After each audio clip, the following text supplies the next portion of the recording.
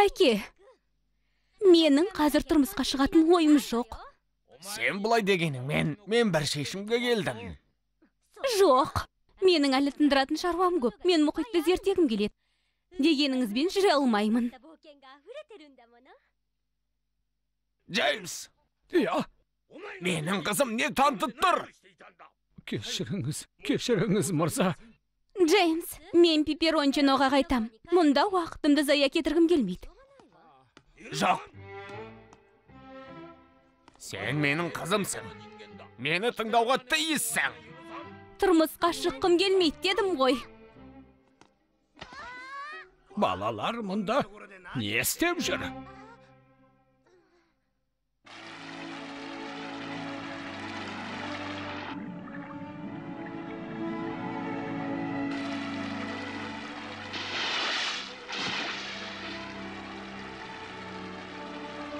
Тикоға не болды? Екеуі тіл табыса алмай жатқан сияқты. Анасы мен баласы тіл табыса алмай жатыр ма? Шерил мен әкесі сияқты. Әкем екеуміз сияқты. Томас. Шерил үйіне қайта ма? Қасымызда қалмай ма?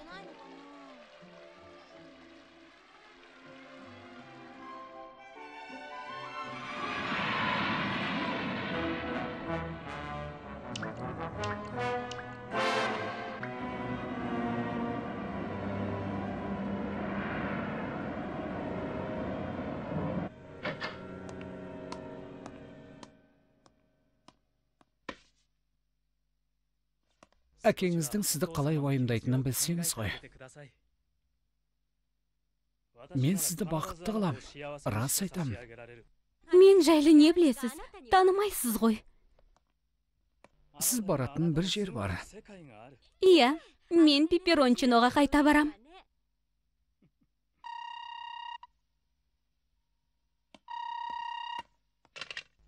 Тыңдап тұрмын. Не? Жарайды, қазір барам. Не боп қалды? Ештеңе болған жоқ.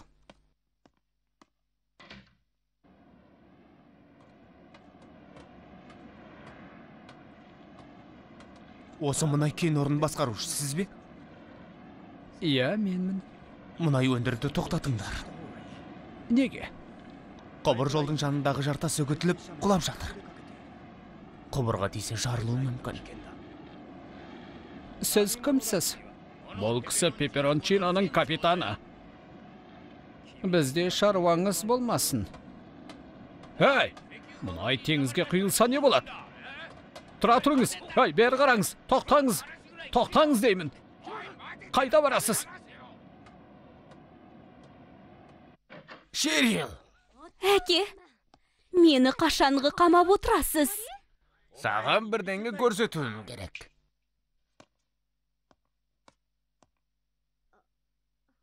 Бүгін кешкі сауыққа киетін көйлегің дайын. Кешкі сауыққа ма? Кешке беделді адамдар келеді. Саясаткерлер де бар. Сені соларға Филипптің қалыңдығы ретінде таныстырайын деп едім. Мені жерге қаратып жүрме, қызым. Жоқ, тоқта, әке.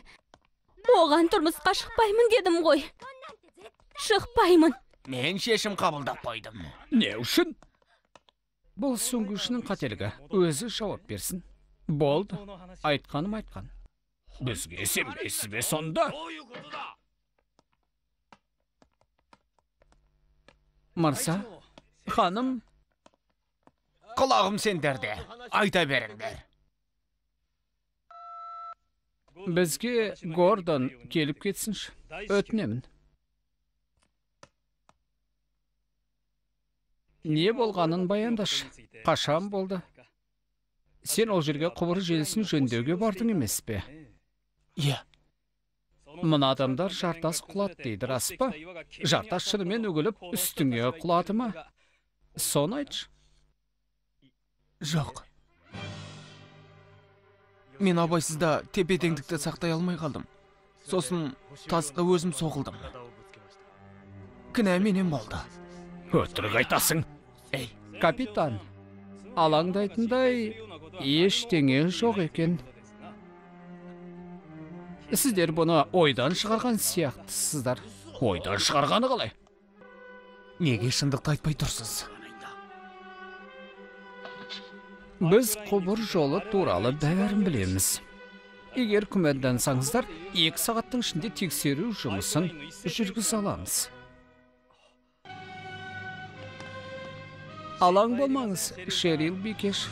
Түсінем, кей адамдар кен орнын уайымдайды.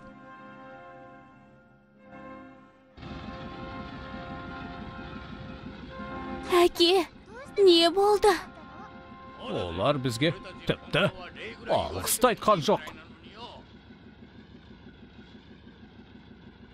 Солтүстік мұзды мұхитына аттануымыз керек. Тез арада.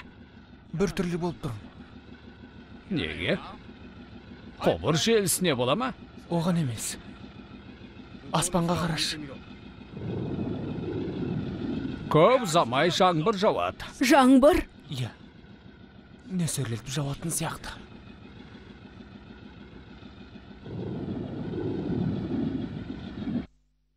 Көп рахмет. Оғаш жоқ. Әлгілердің еңсесі түсіп, тіпті не айтарын білмей қалды. Құбыр желісін тексереміз дегеніңізді естіп, жеңілдеп қалдым. О не дегенің? Қазір біз тексеру жүргізе алмаймыз. Кешіріңіз. Тексеру жұмысын жүргізу үшін мұнай ағысын тоқтатуымыз керек. Ал бізде оған мүлде уақыт жоқ. Дегенмен, Айттым ғой саған. Ендігәрі бұл туралы сөз қозғамайық. Түсінсең бара бер. жарайды.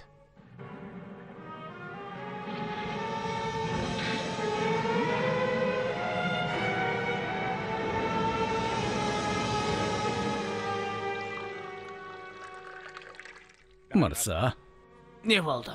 қарамағыңызда қызмет еткеніме 30 жыл болыпты. Бірталай уақыт өтіп кетіпті ғой. Осы уақыт ішінде Меулиу әулетіне деген құрметім азайған емес. Өзіңіз де білесіз, мырза. Иә, білем. Сізді әлі де құрметтеймін, және сізге қуана қызмет етем. Бұл мен үшін үлкен мәртебе дер едім, мырза. Не айтайын деп едің, Джеймс? Әлгі жігітті айтам, Филипті. Меніңше ол қызыңыздың тең емес сияқты. Неге? Сол жігіт қызыңызды шын бақыт ете алар ма екен? Демек маған сенбегенің ғой. Солай ма?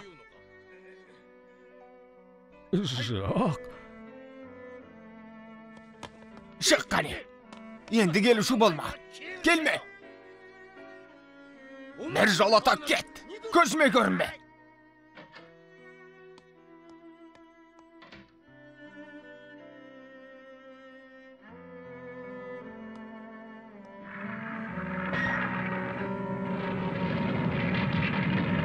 Он 8-ші бөлімнің соңы. Фильм Қазақстан Республикалық телерадио корпорациясында аударылып дыбысталған 2020 жыл. 6 жасқа толған балаларға арналған фильм.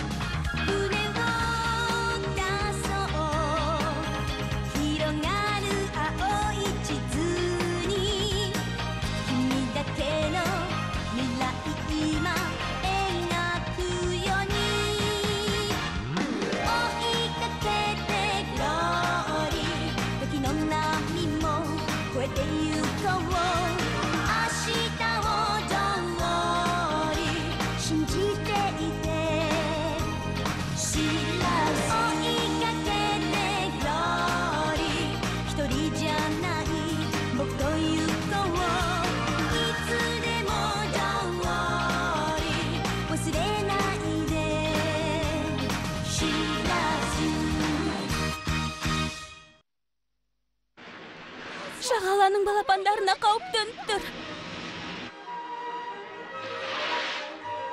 Junior! Өзімізге құйып қойғандай екен. Қараңдаршы. Демек, солтүстік мұзды мұхитына аттанамыз ғой, иә? Ендеше кеттік. Тико мен достары. 20 бөлім. Junior балақай.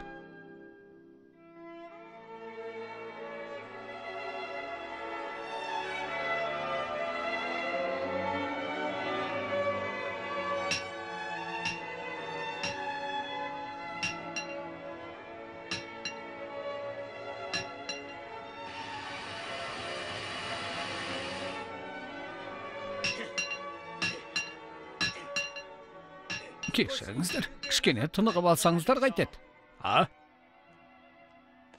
Сіздерге ыстық шай әкелдім. Рахмет.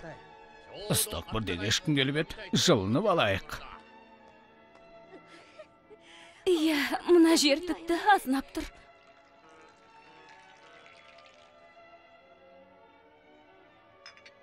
Біз әлі Гренландияның оңтүстігіндеміз. Солтүстік мұзды мұхитына жеткенде бұдан да суық болады. Иә. Пеперончино ол жақтың суығына шыдайды деп үміттенемін. Айтпақшы, Нанами қайда? Ол Тико мен Juniorдың қасында. Су тым суық қой. Нанами тоңып қалмаса жарар еді. Тико мен Junior тағы тіл табыса алмай жүрген шығар.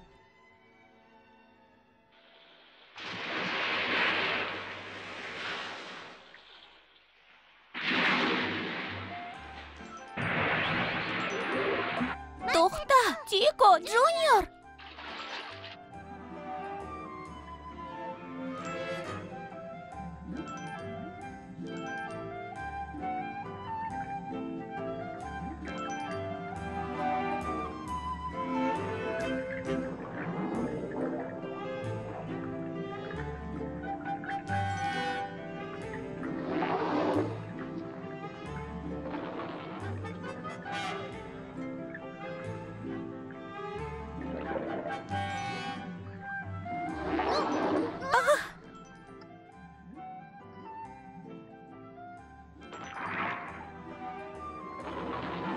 Junior!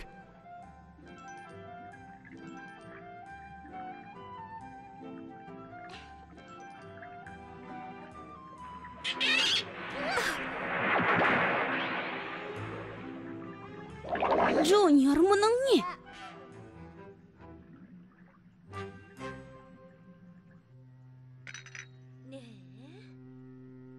Junior соңғы кездері Нанамиге бағынбай жүргендей ме? Junior Нанамиді ұнатпай ма? Олай ойламайым. Ол бар болғаны анасын қызғанады. Қызғана ма? Тико мен Нанами шын достар. Балақай соған үйрен алмай жүрген болып түсінікті. Junior анасын сол себепті қызғанады екен ғой.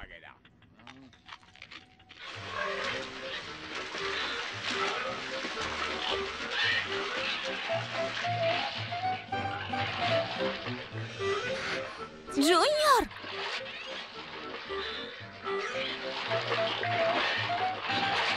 Junior, қой деймін.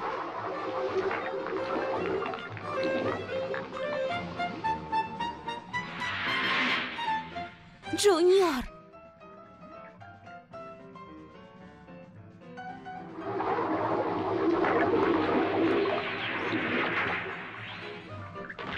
Junior! Junior! Тико!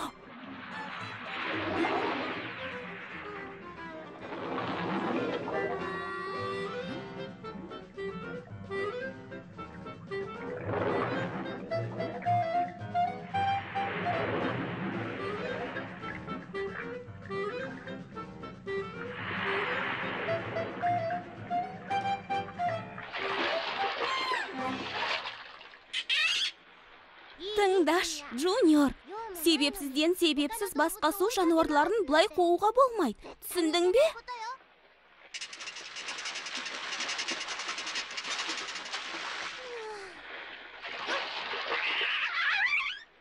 Көрдің бе? Тико да саған солай деп жатыр. Сылтау айтпа.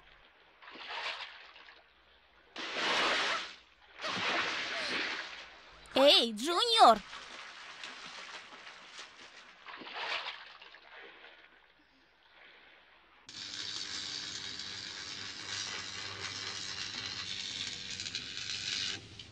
Мен келдім. Әйтеуір келдің бе?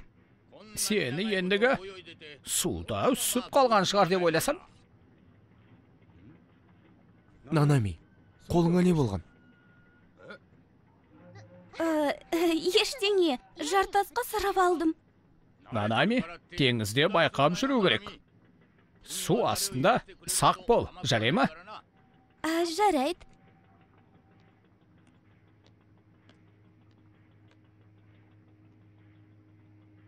Скотт, мұнаны аяқтай салайық.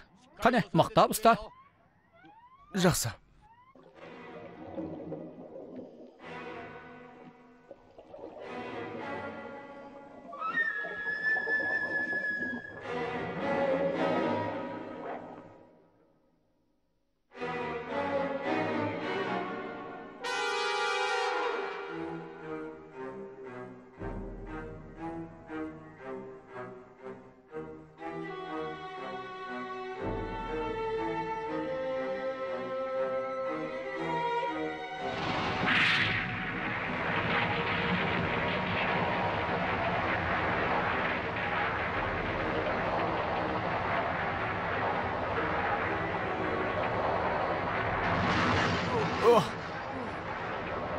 Сақ болғанымыз жөн. Мына суға құласақ аман қалмаймыз. Суығынай, қайтайықшы.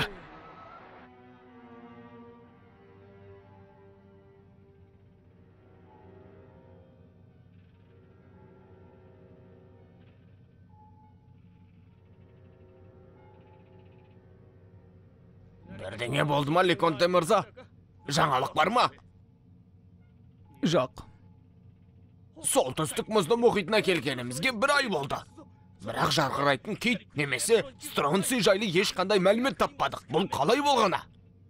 Бұған сіз күнәлісіз. Неге? Инуиттерден киттің сүйегін ұрлап едім. Олар бізге мәлімет беруден бас тартты. Енді олардан еш көмек жоқ. Өзің күнәлісің. Не айтып тұрсыз? Сол сүйектің арқасында біз стронций мен жарқырауық киттің арасындағы байланыс танықтар едік. Соны түсінесіз бе? Ондай құнды мәліметтің арқасында жаңалық ашып, ендегі әлемге танымал болар едік.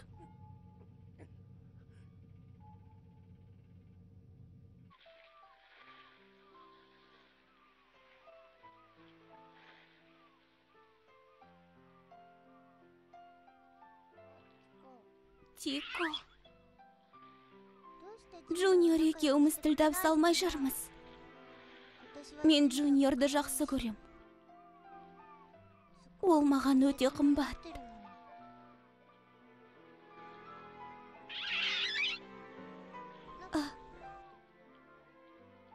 Тико.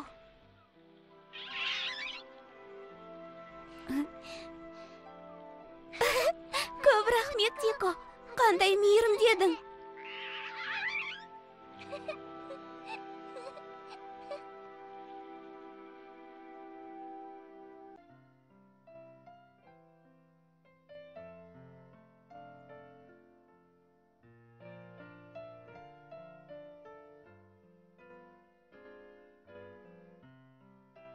Теңізде мекендейтін алып тіршілік иелері жайлы көптеген аңыздар бар.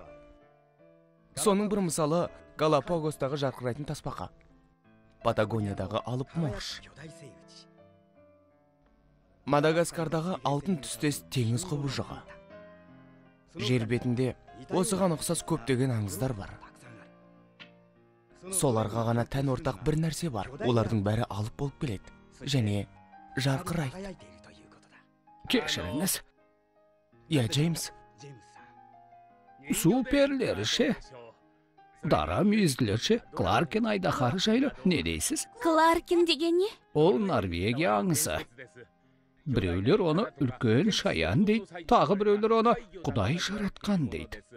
Керемет, Джеймс көп нәрсе біледі екен. Менің отбасым талай уақыттан бері Мелвилл әулетіне қызмет етіп келеді. Анамның әкесі де теңізші болған. Ол сапардан оралған сайын маған теңіз жайлы небір хикаялар айтып беретін. Бала кезінде соларды үйіп тыңдаушы ем. Кларкинг норвег тіліндегі Кларк сөзіне ұқсайды екен. Кларк деген не, Шерил? Ол әлемнен алыс дегенді білдіреді. Солтүстік мұзды мұхиты сияқты ма, солай ма? Леконси профессор мен Джеймси атанған Арктика сулары. Бұл жолғы сапарымыз қызықты болатын сияқты.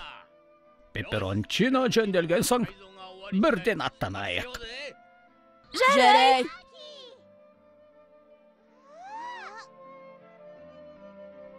Қараш! Аспан жанып жатқандай. Қараңыздаршы! Ол не? Әне!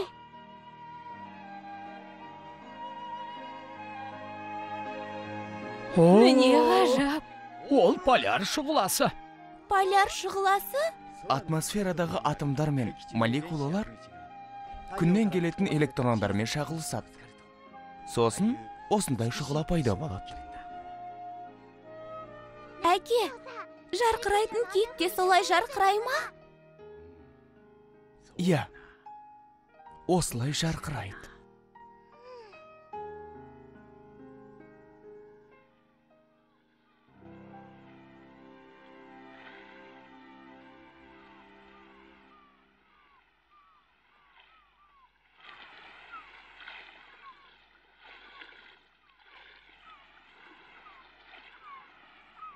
Тико, осында күте тұрш. Мен Джуниормен достасқым келеді. Бүгінгі уақытты сонымен бірге өткізгім келеді. Рұқсат бересің ғой?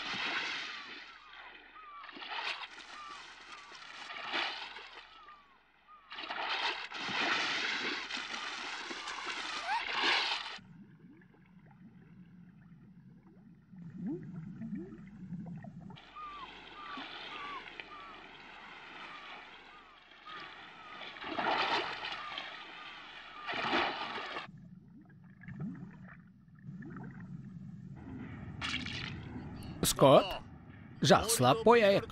Мұзға тисе, жарылмайды. Жақсы. Ханым, абайлаңыз. Алаң болмаңыз, Джеймс. Ақырын, абайлаңыз. Иә, абай болам. Ханым, маған беріңізші. Өзім жөндейін. Қолымнан келеді. Шерил, Джеймс, аман саусыздар ма? Иә, балақай.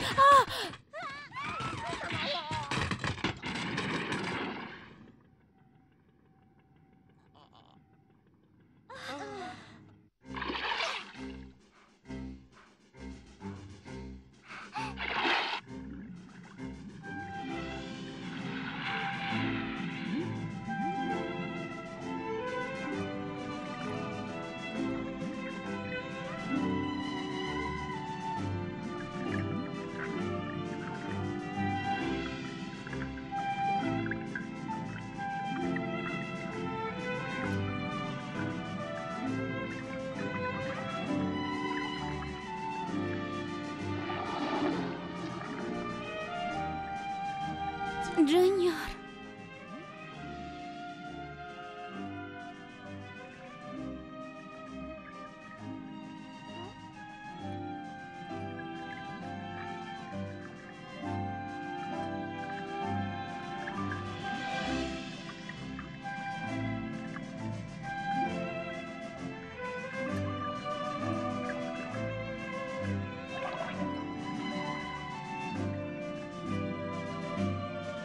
Джуниор.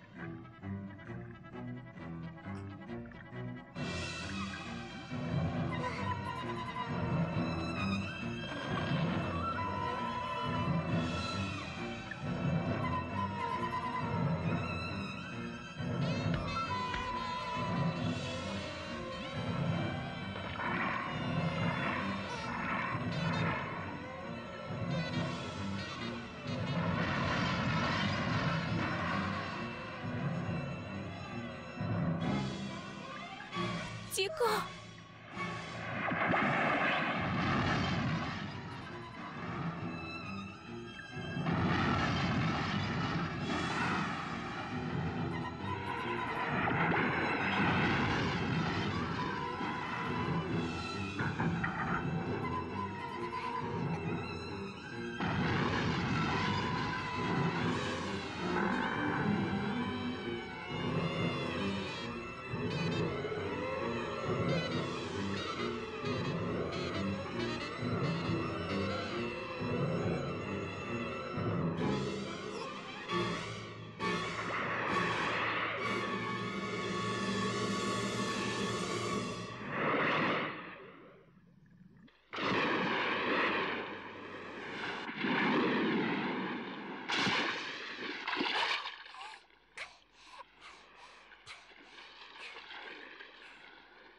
Тико, рахмет. Құтқарғаныңа рахмет. Джуниор.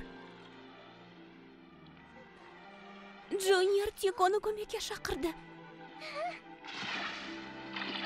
Рахмет, Джуниор. Тиконы маған көмекке ертіп келдің бе?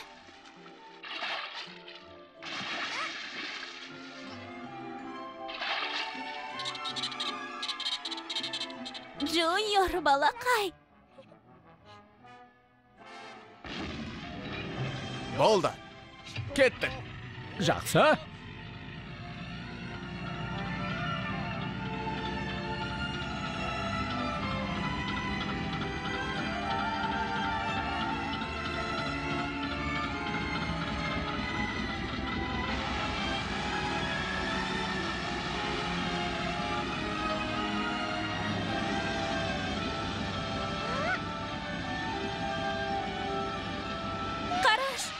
Томас, Шерил, теңіз дарамейсі.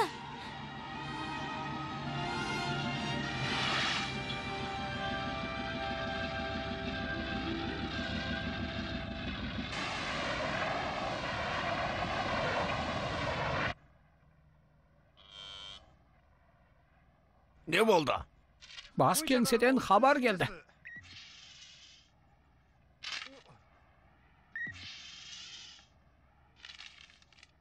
Немене?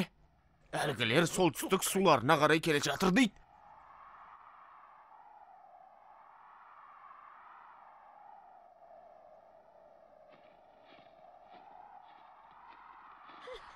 Мына жақтың суығын-ай.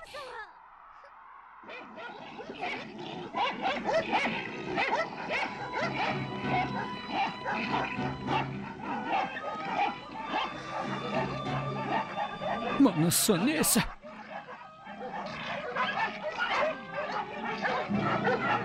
Жиырмасыншы бөлімнің соңы. Фильм Қазақстан